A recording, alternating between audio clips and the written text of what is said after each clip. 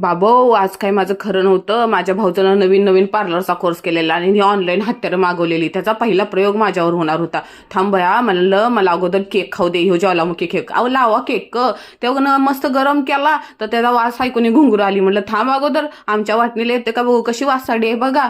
अहो ती काय ती मिनिकूर पुडीकूर म्हणतात ना, ते करणार होती. म्हणत होती कुठलेच शेणात लुळून आले म्हणून हसत होती. म्हटलं माझ्या पायाला काय म्हणायचं नाही बघ. अहो पण एवढी घाण कुठनं निघाली राव.